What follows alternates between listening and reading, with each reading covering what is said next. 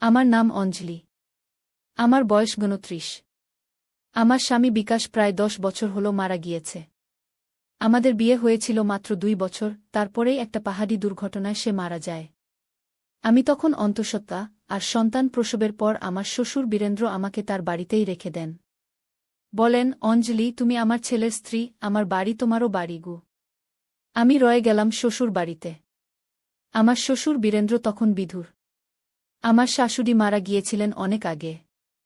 আমরা ৩ জন থাকতাম, আমি, আমার ছেলে বিশাল, আর আমার শ্বশুর বীরেন্দ্র। বিকাশের মৃত্যুর পর তিনিই আমাদের দেখাশোনা করেন।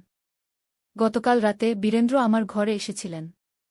বিশাল তখন তার বন্ধুর বাড়িতে গিয়েছিল। বীরেন্দ্র এসে হাঁটু গেড়ে বসেছিলেন আমার সামনে। আমি অবাক। বাবা, আপনি এভাবে বসছেন কেন? আমি জিজ্ঞাসা করেছিলাম। আমার হাত ধরে তিনি বলেছিলেন, অঞ্জলি, আমি তোমাকে অনেক দিন ধরে ভালোবাসি, শুধু একজন বোমা হিসেবে নয়, একজন নারী হিসেবে। আমি তোমাকে বিয়ে করতে চাই। সবার সামনে, প্রকাশ্যে গু। আমি মাথা খারাপ হয়ে গিয়েছিলাম এটা শুনে। বাবা, আপনি কি পাগল হয়ে গেছেন? আমি আপনার ছেলের স্ত্রী, আপনার বোমা। বীরেন্দ্র আমার হাত ছাড়েননি। অঞ্জলি, তুমি এই বাড়িতে থেকেছ প্রায় ১০ বছর। আমরা যেভাবে একসাথে থাকি, সবাই আমাদের স্বামী স্ত্রী বলেই ভাবে। আমি শুধু চাই সেটা সত্যি হোক গ। আমি চিৎকার করে উঠেছিলাম, না, আমি কখনোই আপনাকে বিয়ে করব না। আপনি আমার শ্বশুর, আমি আপনার বোমা। আমরা কখনোই স্বামী স্ত্রী হতে পারি না। বীরেন্দ্র উঠে দাঁড়িয়েছিলেন। তুমি ভেবে দেখো, অঞ্জলি। আমি অনেক সম্পত্তির মালিক। আমি মারা গেলে সব তোমার ও বিশালের থাকবে। বিশাল আমার একমাত্র নাতি। আর তুমি আমার স্ত্রী গো। আমি সেই রাতে ঘুমাতে পারিনি। সকালে উঠে দেখি বীরেন্দ্র বাইরে চলে গেছেন। তিনি গাড়ি নিয়ে গাংটক শহরে গেছেন তার বন্ধু রাজীবের সাথে দেখা করতে। আমি চা বানিয়ে উঠোনে বসলাম। আমার মনের মধ্যে হাজারো চিন্তা ঘুরপাক খাচ্ছে। আমি কি করব? আমি যদি বাড়ি ছেড়ে চলে যাই, কোথায় যাব? আমার বাবা মা অনেক আগেই মারা গেছেন। ভাই বোন নেই। বন্ধুবান্ধবরা সবাই দূরে। আর আমার ছেলে বিশাল, সে কিভাবে সব বুঝবে? কিছুক্ষণ পর আমার ছেলে বিশাল বাড়ি ফিরল। সে ১০ বছরের একটি ছেলে, তার বাবার মতোই দেখতে। মা, আজ কি রান্না করেছ? সে জিজ্ঞেস করল। ডাল আর আলু ভাজা, আমি বললাম। তোর দাদুকে দেখেছিস? হ্যাঁ, দাদু যাওয়ার সময় আমাকে রাস্তায় দেখেছিলেন। বলেছিলেন তিনি গাংটকে যাচ্ছেন রাজীব দাদুর সাথে দেখা করতে গু। আমি ভাবলাম আমার এখান থেকে পালিয়ে যাওয়া উচিত। কিন্তু কোথায় যাব? এই বাড়িটাই আমার ঘর।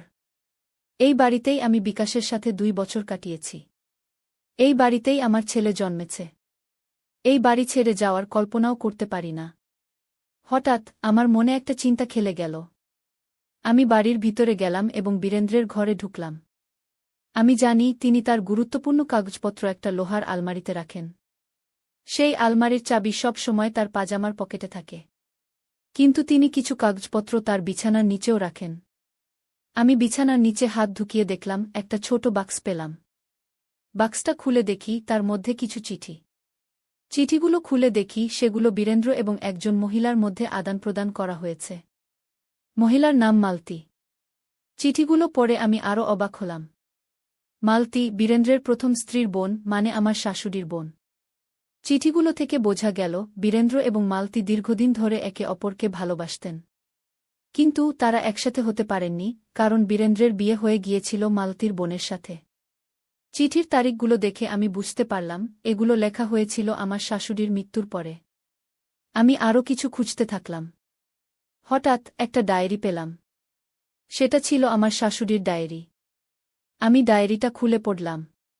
তাতে লেখা ছিল আমার শাশুড়ি জানতেন বীরেন্দ্র এবং মালতীর সম্পর্কের কথা। কিন্তু তিনি কিছু বলেননি। তিনি শুধু একটা কথাই লিখেছিলেন, আমি সব জানি, কিন্তু আমি ক্ষমা করেছি। কারণ আমার স্বামী আমাকে সত্যিই ভালোবাসেন গি। ডায়েরির শেষ পাতায় আমার শাশুড়ি একটা বিষয় উল্লেখ করেছিলেন যা আমার চোখে পানি এনে দিয়েছিল। তিনি লিখেছিলেন, আমার স্বপ্নে আমার ছেলে বিকাশকে দেখলাম। সে আমাকে বলল, মা, আমার মৃত্যু কোনো দুর্ঘটনা ছিল না, কিন্তু এটা কি সত্যি নাকি আমার কল্পনা? আমি ভয় পেয়ে গেলাম। বিকাশের মৃত্যু দুর্ঘটনা ছিল না? তাহলে কি ছিল? ঠিক তখনই আমি আরেকটা খাম দেখতে পেলাম। সেটা খুলে দেখি তার মধ্যে একটা প্রপার্টির দলিল। দলিলটা দেখে আমি আরও অবাক হলাম। এটা ছিল বীরেন্দ্রের নামে থাকা একটা বাড়ির দলিল, যেটা সিকিমের রাংপোতে অবস্থিত। দলিলের তারিখ দেখে বুঝলাম এটা বিকাশের মৃত্যুর 2 মাস আগে কেনা হয়েছিল। আমি আরও খুঁজতে থাকলাম। হঠাৎ একটা চিঠি পেলাম, যেটা মালতীর লেখা। চিঠিটা বিকাশের মৃত্যুর 3 দিন আগে লেখা হয়েছিল। তাতে লেখা ছিল, বীরেন, তুমি যা করতে যাচ্ছ তা ভালো করে ভেবে দেখো। বিকাশ তোমার ছেলে। তাকে কিছু বলো না। আমরা অন্য কোনো উপায় খুঁজে বের করব গো। আমার শরীরে কাঁটা দিয়ে উঠল। কি বলতে চেয়েছিলেন মালতী? বিকাশের সাথে কি হয়েছিল? হঠাৎ দরজার শব্দ হল। আমি তাড়াতাড়ি সব কাগজপত্র যথাস্থানে রেখে বীরেন্দ্রের ঘর থেকে বেরিয়ে এলাম। দেখি বীরেন্দ্র ফিরে এসেছেন। অঞ্জলি, তুমি কোথায়? তিনি ডাকলেন। এই যে আমি এখানে, আমি বললাম, ভয়ে আমার গলা শুকিয়ে গেছে। বীরেন্দ্র একটা প্যাকেট আমার দিকে বাড়িয়ে দিলেন। এটা তোমার জন্য। গাংটক থেকে আনলাম গো। আমি প্যাকেটটা খুলে দেখি তার মধ্যে একটা শাড়ি। ধন্যবাদ বাবা গো, আমি বললাম, কিন্তু আমার মন অন্য চিন্তায় ব্যস্ত। অঞ্জলি, গতরাতের কথাটা ভেবে দেখেছ? বীরেন্দ্র জিজ্ঞেস করলেন। হ্যাঁ বাবা, আমি বললাম। আমি আপনার প্রস্তাব মেনে নিতে পারব না। আপনি আমার শ্বশুর, আমি আপনার বুমা। আমরা এভাবেই থাকব গো। বীরেন্দ্র কিছুক্ষণ চুপ থাকলেন। তারপর বললেন, ঠিক আছে অঞ্জলি, আমি তোমাকে জোর করব না। তবে আমার একটা অনুরোধ আছে। আগামী সপ্তাহে রামপোতে একটা ছোট্ট বাড়ি আছে আমার। সেখানে যাব আমরা কিছুদিনের জন্য। বিশালকেও নিয়ে। কি বলো? আমি অবাক হয়ে তার দিকে তাকালাম। রাংপো? সেই বাড়ি যেটার দলিল আমি এইমাত্র দেখলাম? কোনো বাড়ি বাবা? আমি জিজ্ঞেস করলাম। আমার একটা ছোট্ট বাড়ি আছে রামপোতে। আমি কাউকে বলিনি এ ব্যাপারে। এটা আমার একটা গোপন বাড়ি, যেখানে আমি মাঝে মাঝে যাই নিরিবিলি থাকতে গু। বীরেন্দ্র বললেন। আমি বুঝতে পারলাম তিনি মিথ্যা বলছেন। তিনি জানেন না যে আমি তার গোপন দলিল দেখেছি। ঠিক আছে বাবা, আমরা যাব খো, আমি বললাম। মনে মনে ভাবলাম, এই সুযোগে আমি আরও কিছু তথ্য জোগাড় করতে পারব। পরের সপ্তাহে আমরা রামপুর উদ্দেশ্যে রওনা দিলাম। বিশাল খুব উত্তেজিত ছিল, কারণ সে আগে কখনো রামপো যায়নি। আমার মনের মধ্যে ভয় এবং উত্তেজনা দুটোই ছিল। রামপো পৌঁছাতে প্রায় 4 ঘন্টা লাগল। বীরেন্দ্রের বাড়িটা ছিল রামপুর একদম শেষে, একটা ছোট্ট পাহাড়ের উপরে। বাড়িটা দেখে আমি অবাক হলাম। এটা ছোট্ট নয়, বরং বেশ বড় একটা বাড়ি, সাদা রঙের। আমরা বাড়ির ভিতরে ঢুকলাম। বাড়িটার ভিতরে সব আসবাবপত্র দামি, নতুন। বীরেন্দ্র আমাদের বাড়ি ঘুরিয়ে দেখালেন। এই ঘরটা তোমার, আর এটা বিশালের, তিনি বললেন।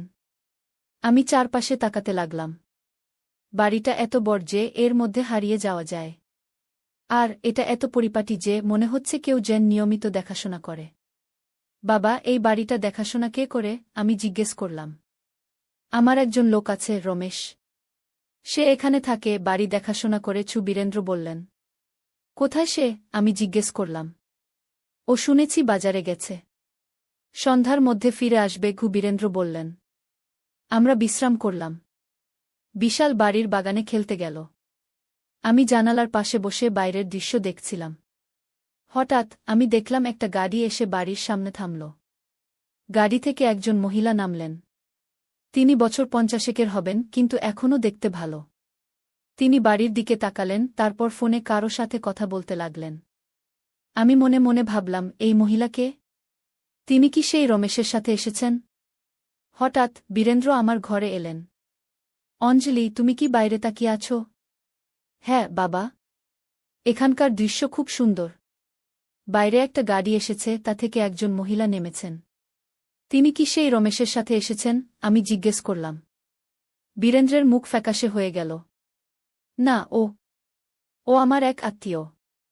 আমি জানতাম না যে সে আসবে।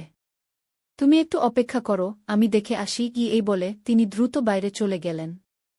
আমি জানালা দিয়ে দেখলাম বীরেন্দ্র বাড়ি থেকে বেরিয়ে গেলেন এবং সেই মহিলার কাছে গেলেন। তারা কথা বলতে লাগলেন, তারপর একসাথে গাড়িতে উঠে কোথাও চলে গেলেন। আমার মনে হলো এটা আমার সুযোগ। আমি বাড়ি খুঁজতে শুরু করলাম। আমি প্রথমে বীরেন্দ্রের ঘরে গেলাম। সেখানে একটা বড় আলমারি ছিল। আমি সেটা খুললাম, কিন্তু সেখানে শুধু কাপড়চোপড় ছিল। আমি আরও খুঁজতে লাগলাম। হঠাৎ আমি দেখলাম বিছানার নিচে একটা সুইচ। আমি সেটা টিপলাম, আর দেখি আলমারির পিছনের দেওয়াল খুলে গেল। সেখানে একটা ছোট্ট ঘর ছিল। আমি ভয়ে ভয়ে সেই ঘরে ঢুকলাম। ঘরের মধ্যে ছিল একটা ছোট্ট টেবিল, আর তার উপরে কিছু ফাইল। আমি ফাইলগুলো খুললাম। সেগুলো ছিল কিছু ব্যাংক স্টেটমেন্ট। আমি দেখলাম বীরেন্দ্রের নামে প্রচুর টাকা জমা আছে, কিন্তু সেই টাকা এসেছে কোথা থেকে? হঠাৎ আমি একটা ছবি দেখতে পেলাম। সেই ছবিতে ছিল আমার স্বামী বিকাশ, বীরেন্দ্র আর একজন অপরিচিত লোক। ছবির পিছনে লেখা ছিল প্রথম সফল অপারেশন 1996। আমি আরও খুঁজতে লাগলাম। একটা লকার দেখতে পেলাম, কিন্তু সেটা খোলার জন্য পাসওয়ার্ড লাগবে। আমি বিভিন্ন পাসওয়ার্ড ট্রাই করলাম, বীরেন্দ্রের জন্মদিন, তার স্ত্রীর নাম, বিকাশের জন্মদিন, কিন্তু কোনোটাই কাজ করল না। হঠাৎ আমার মনে হল মালতীর জন্মদিন ট্রাই করি। আমি চিঠিগুলোতে তার জন্মদিন দেখেছিলাম, 10051960। আমি সেটা টাইপ করলাম, আর লকার খুলে গেল। লকারের ভিতরে ছিল একটা ডায়েরি আর একটা পিস্তল। আমি ডায়েরিটা খুললাম আর পড়তে শুরু করলাম। ডায়েরিটা ছিল বীরেন্দ্রের লেখা। আজ আমাদের প্রথম অপারেশন সফল হল। আমরা 3 কেজি সোনা পাচার করলাম সিকিম থেকে নেপালে। রাজীব আর আমি এখন বড় ব্যবসায়ী হতে যাচ্ছি। আমি আরও পড়লাম। ডায়েরি থেকে জানলাম বীরেন্দ্র, রাজীব আর আরও কয়েকজন মিলে একটা পাচার চক্র চালাতেন। তারা সোনা, অস্ত্র, এমনকি মানুষও পাচার করতেন সিকিম থেকে নেপাল, ভুটান আর চীনে। আমি আরও পড়তে থাকলাম, আর হঠাৎ আমার চোখে পড়ল বিকাশের নাম। বিকাশ আমাদের অপারেশন সম্পর্কে জেনে ফেলেছে। সে বলছে সে পুলিশে খবর দেবে। আমি তাকে বোঝাতে চেষ্টা করলাম, কিন্তু সে শুনছে না। মালতী আমাকে বারণ করছে, কিন্তু আমার কাছে আর কোনো উপায় নেই। আমাকে বিকাশকে সরিয়ে দিতে হবে। আমার চোখে পানি এসে গেল। আমার স্বামীকে খুন করেছেন আমার শ্বশুর। আমার হাত পা কাঁপতে শুরু করল। আমি ডায়েরিটা বন্ধ করে লকারে রাখলাম। আমার মনের মধ্যে প্রচণ্ড ভয় আর রাগ দুটোই কাজ করছিল। হঠাৎ আমি বাইরে গাড়ির শব্দ শুনতে পেলাম। বীরেন্দ্র ফিরে এসেছেন। আমি দ্রুত গোপন ঘর থেকে বের